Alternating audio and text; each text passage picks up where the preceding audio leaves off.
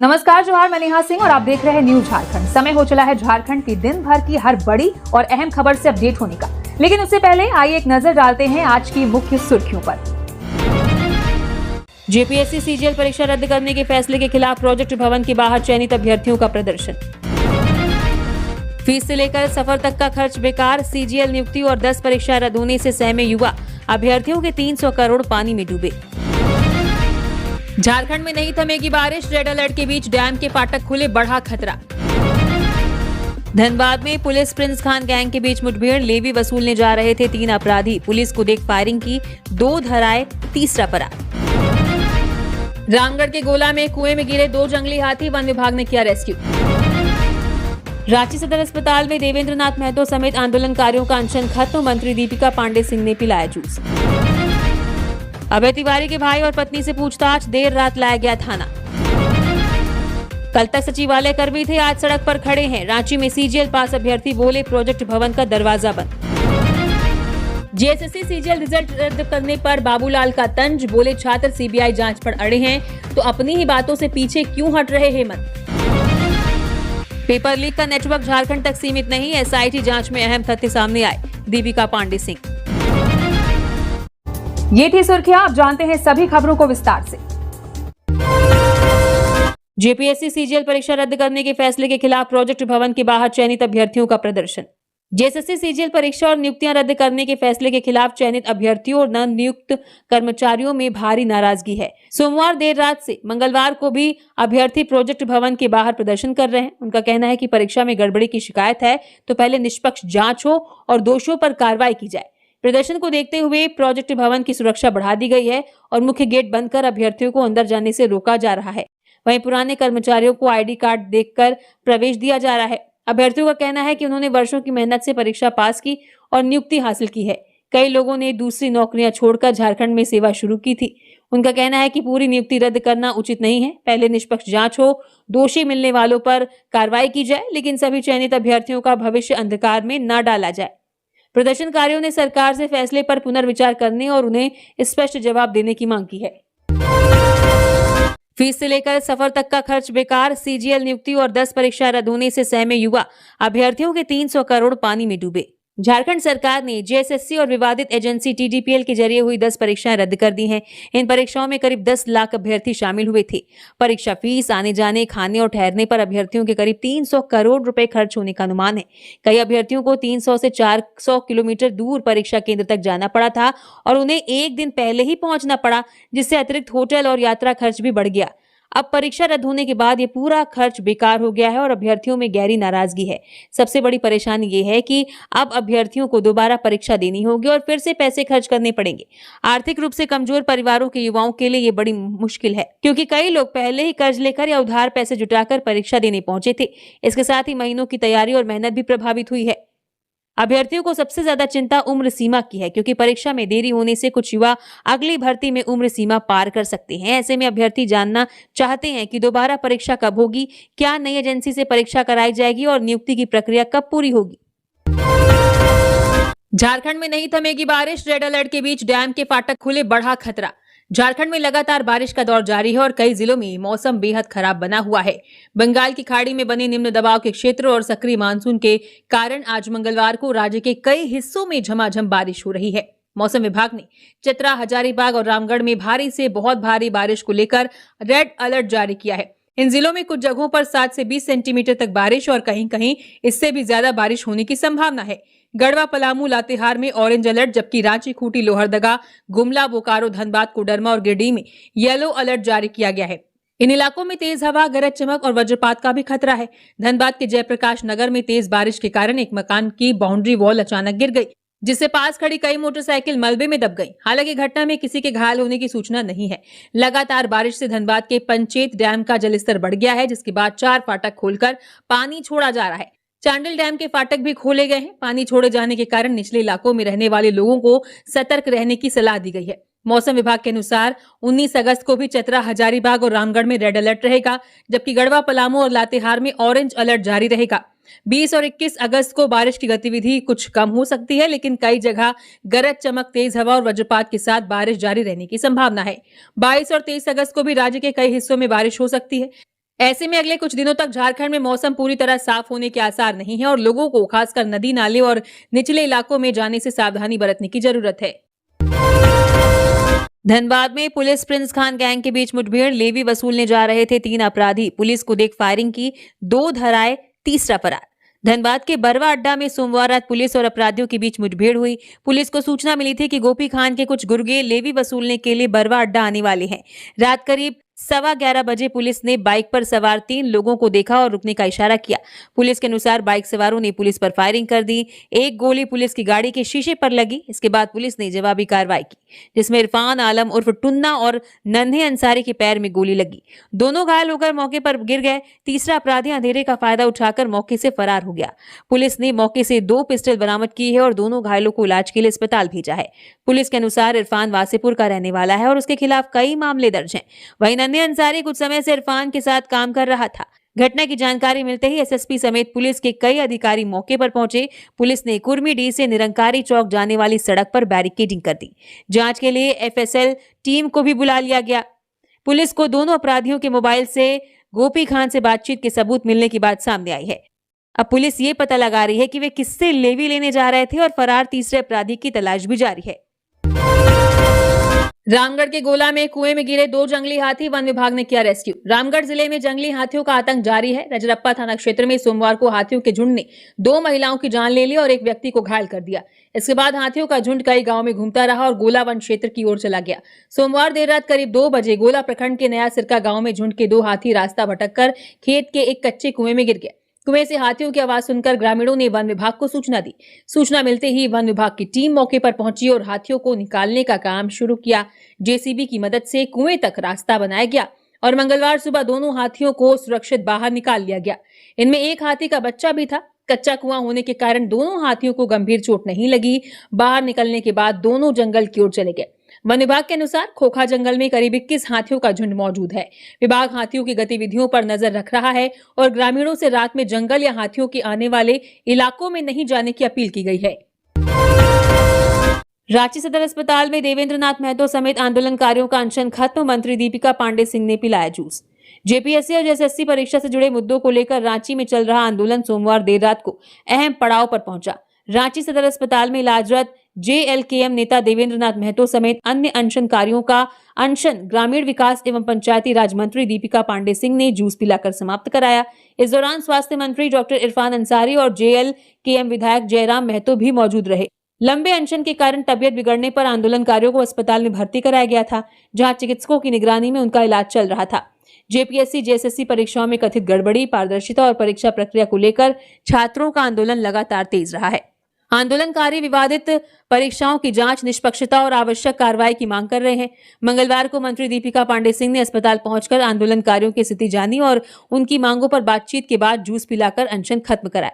स्वास्थ्य मंत्री डॉक्टर इरफान अंसारी ने इलाज और स्वास्थ्य सुविधाओं की जानकारी ली, जबकि जयराम महतो ने भी आंदोलनकारियों से मुलाकात की। अब नजर सरकार और आंदोलनकारियों के बीच परीक्षा विवादों के समाधान को लेकर उठाए जाने वाले अगले कदमों पर है। कांड्रा के पास कोयला लदी मालगाड़ी में लगी आग, घंटे भर की मशक्कत के बाद काबू। दक्षिण पूर्वी रेलवे की कोयला लदी मालगाड़ी में सोमवार रात कांड्रा के पास अचानक आग लगने से हड़कंप मच गया। सरडीहा से आसनसोल जा रही मालगाड़ी में रात करीब 8:30 बजे आग दिखाई दी। चालक ने तुरंत सूझबूझ दिखाते हुए ट्रेन को चांडिल जंक्शन पहुंचाकर ट्रैक नंबर 1 पर रोक दिया, जिससे बड़ा हादसा टल गया। सूचना मिलते ही चांडिल दमकल टीम ने मौके पर पहुंचकर कोयले पर पानी का छिड़काव शुरू कर दिया। करीब 1 घंटे की मशक्कत के बाद आग पर पूरी तरह काबू पा लिया गया और इसे दूसरी बोगियों तक फैलने से रोक लिया गया। आग लगने से चांडिल स्टेशन पर कुछ देर अफरा तफरी रही और रेल परिचालन भी प्रभावित हुआ। आग बुझने और स्थिति सामान्य होने के बाद मालगाड़ी को आगे रवाना कर दिया गया तथा करीब 1 घंटे में ट्रेनों की आवाजाही भी सामान्य हो गई। घटना में किसी तरह की जनहानि नहीं हुई है। मालगाड़ी में आग लगने के वास्तविक कारणों का फिलहाल पता नहीं चल पाया है और रेलवे स्तर पर जांच की जा रही है। चालक की तत्परता और दमकल कर्मियों की त्वरित कार्रवाई से संभावित बड़े हादसे को टाल दिया गया। अभय तिवारी के भाई और पत्नी से पूछताछ, देर रात लाया गया थाना। जेपीएससी जेएसएससी परीक्षा में गड़बड़ी की जांच लगातार आगे बढ़ रही है। सीआईडी के बाद अब गिरिडीह पुलिस भी मामले की जांच कर रही है। सोमवार मंगलवार की देर रात पुलिस की विशेष टीम परीक्षा एजेंसी टीडीपीएल के पूर्व मार्केटिंग मैनेजर अभय तिवारी के घर पहुंची। पुलिस उनके भाई अभय तिवारी और पत्नी को पूछताछ के लिए गिरिडीह थाना लेकर आई। दोनों से अलग अलग पूछताछ की जा रही है और मामले से जुड़ी जानकारी जुटाई जा रही है। इस मामले में सीआईडी ने पहले ही अभय तिवारी को गिरफ्तार किया है। जांच के दौरान उनसे परीक्षा में गड़बड़ी से जुड़े कई अहम सुराग मिलने की बात सामने आई है। पुलिस के अनुसार अभय तिवारी ने जेएसएससी की पीजीटी परीक्षा में गड़बड़ी की बात स्वीकार की है। ये परीक्षा 3120 पदों पर भर्ती के लिए हुई थी। अब पुलिस उनके भाई और पत्नी से मिली जानकारी का भी सत्यापन कर रही है। जांच आगे बढ़ने के साथ इस मामले में और लोगों से पूछताछ या कार्रवाई हो सकती है। कल तक सचिवालय कर्मी थे, आज सड़क पर खड़े हैं। रांची में सीजीएल पास अभ्यर्थी बोले प्रोजेक्ट भवन का दरवाजा बंद। मुख्यमंत्री हेमंत सोरेन की परीक्षा रद्द करने की घोषणा से आंदोलन कर रहे छात्रों में खुशी है, लेकिन पहले परीक्षा पास कर नौकरी कर रहे अभ्यर्थी परेशान हैं। मंगलवार को बड़ी संख्या में सीजीएल पास अभ्यर्थी प्रोजेक्ट भवन के बाहर पहुंचे। उनका कहना है कि उन्होंने दूसरी नौकरी छोड़कर झारखंड में नौकरी ज्वाइन की थी। अब बिना उनकी बात सुने नौकरी रद्द करने का फैसला लिया गया है। अभ्यर्थियों का कहना है कि कल तक वे सचिवालय में काम कर रहे थे, लेकिन आज उन्हें बाहर खड़ा होना पड़ रहा है। इसे लेकर उनमें काफी गुस्सा है। इधर सीआईडी ने परीक्षा गड़बड़ी की जांच तेज कर दी है। सोमवार देर रात चतरा के पत्थल गड्ढा में प्रखंड आपूर्ति पदाधिकारी तेज नारायण पंडित को हिरासत में लेकर पूछताछ की गई। उनसे जेएसएससी सीजीएल परीक्षा में हुई गड़बड़ी को लेकर जानकारी ली जा रही है।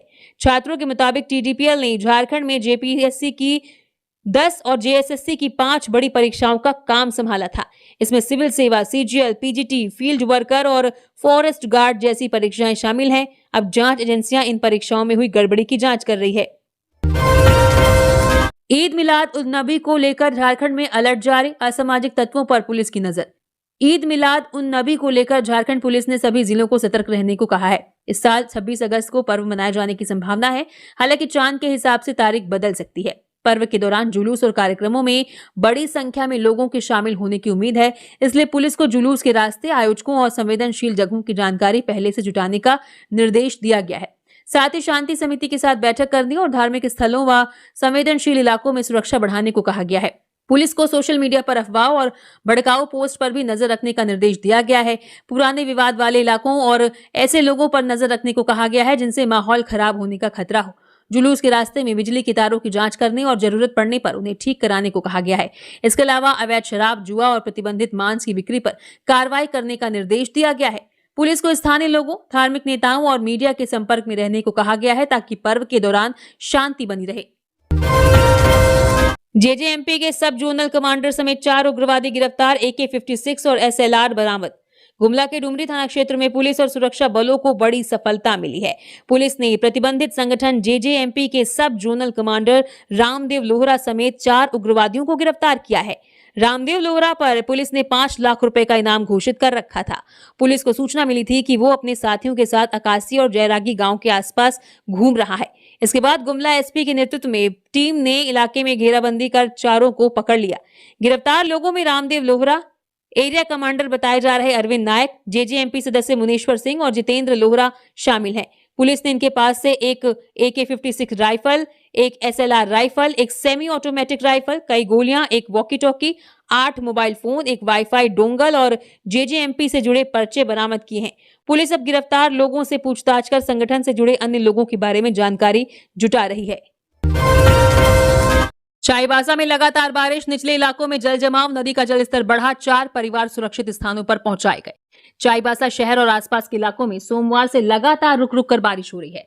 बारिश के कारण शहर के कई निचले इलाकों में पानी जमा हो गया। कई घरों और कार्यालयों में पानी घुसने से लोगों को काफी परेशानी हो रही है। सड़कों पर जल जमाव के कारण आवागमन भी प्रभावित हुआ है।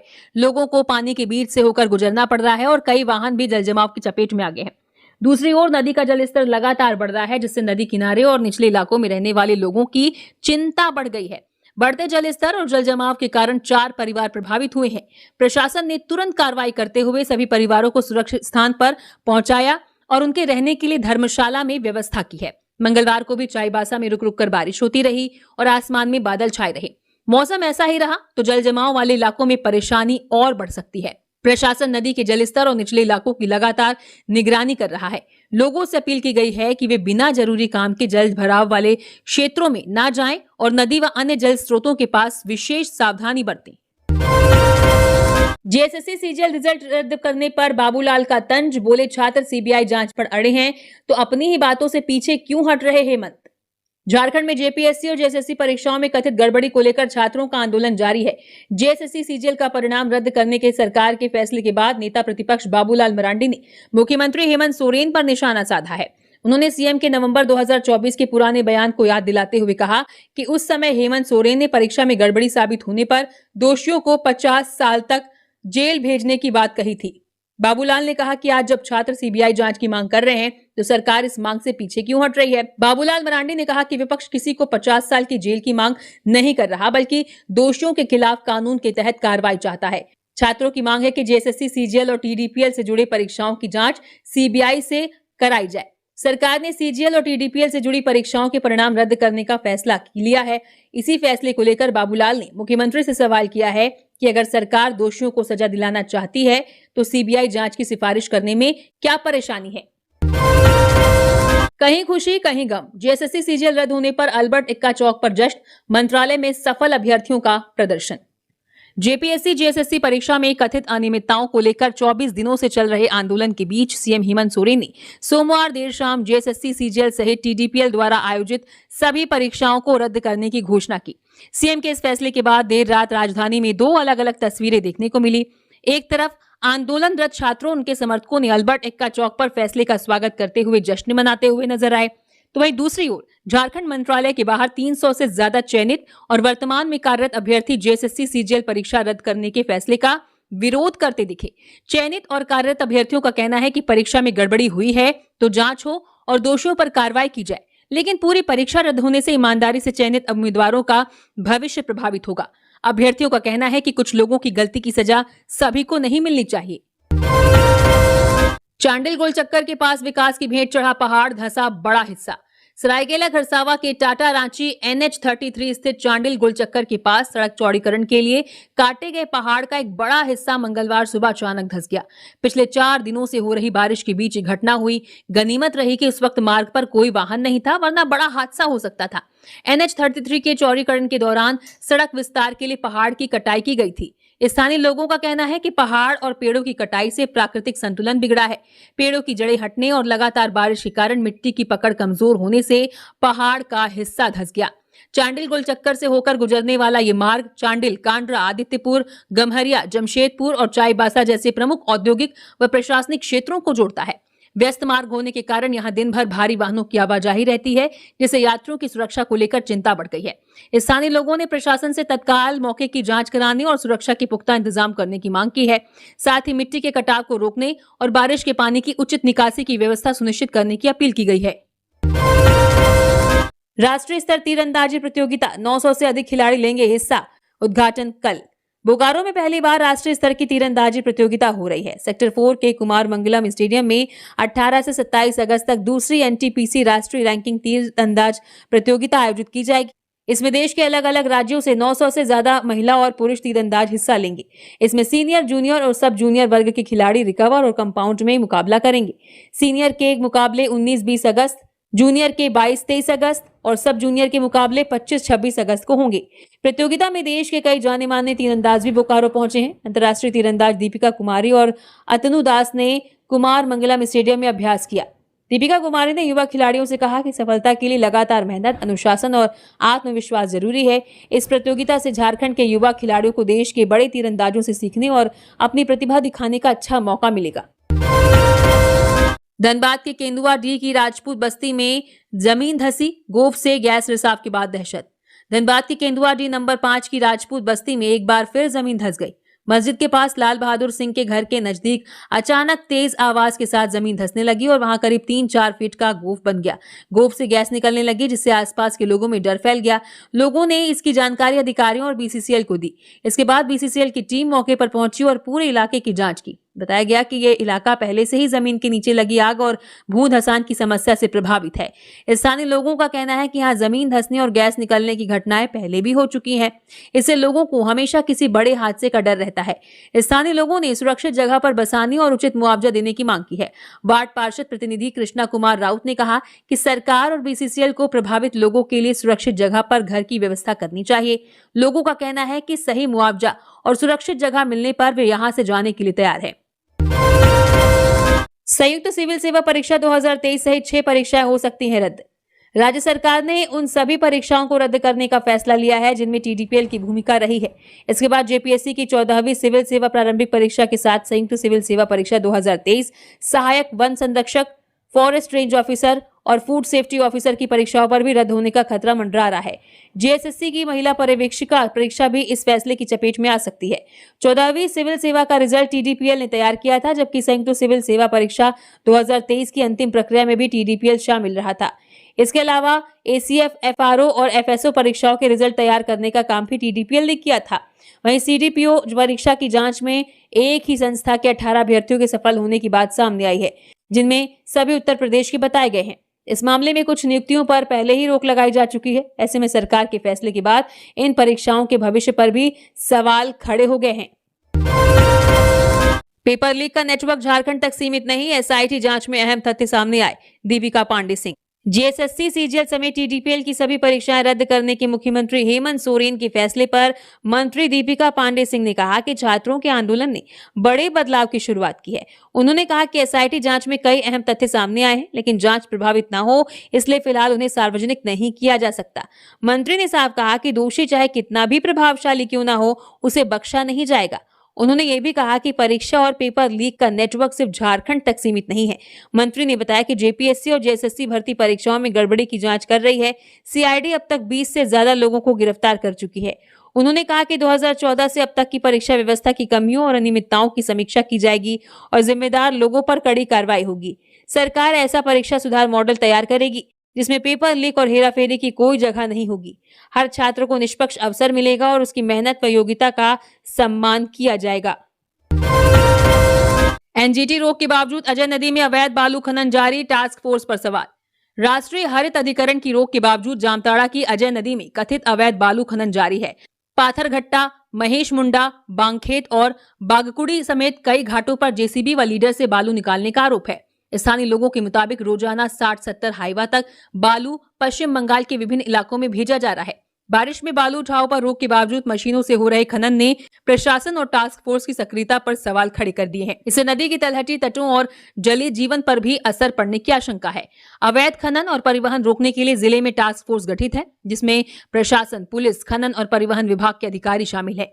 इसके बावजूद खनन जारी रहने से कार्रवाई पर सवाल उठ रहे हैं। स्थानीय लोगों का दावा है कि खबर प्रकाशित होने के बाद कुछ दिनों तक गतिविधियां रुकती हैं, फिर दोबारा शुरू हो जाती हैं।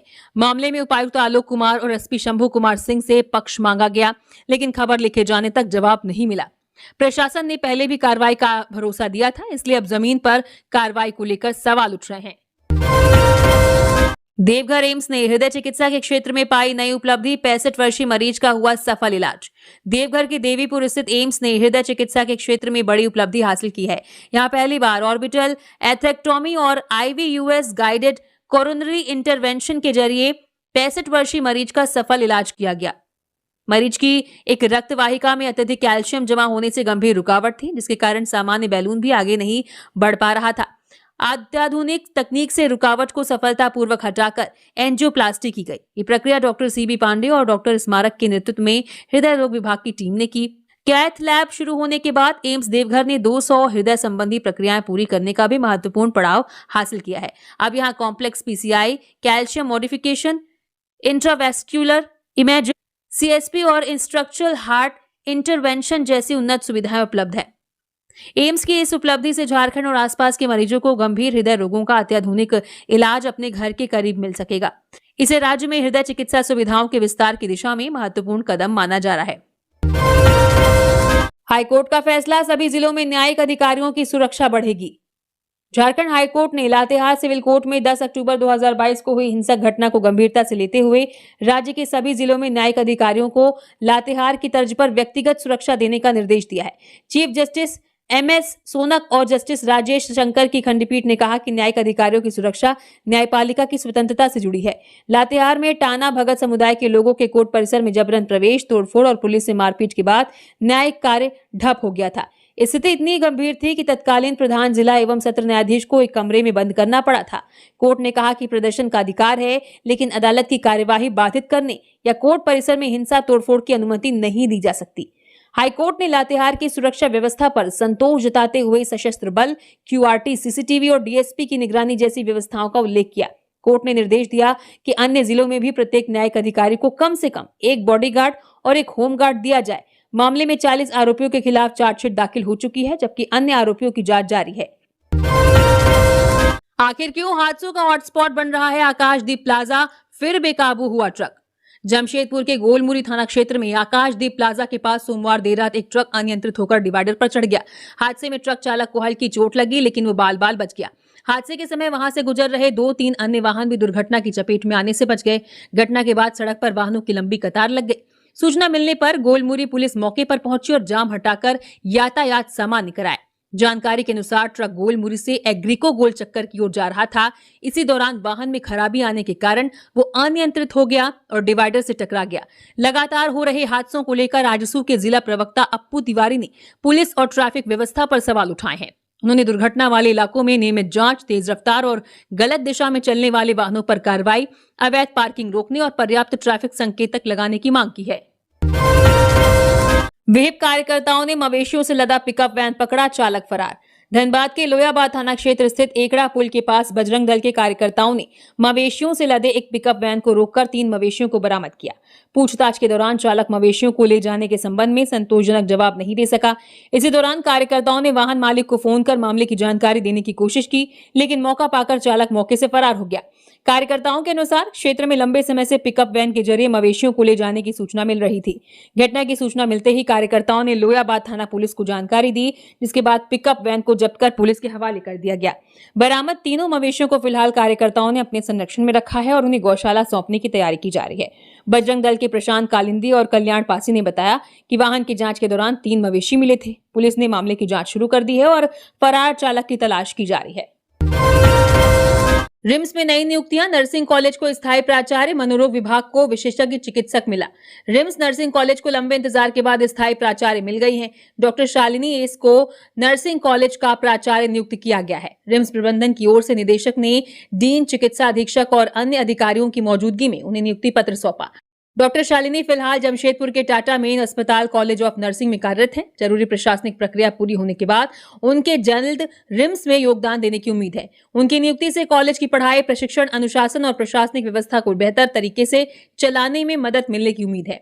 रिम्स प्रबंधन का कहना है कि स्थायी प्राचार्य की नियुक्ति से नर्सिंग कॉलेज की शैक्षणिक व्यवस्था को मजबूती मिलेगी और विद्यार्थियों की पढ़ाई व प्रशिक्षण पर बेहतर ध्यान दिया जा सकेगा।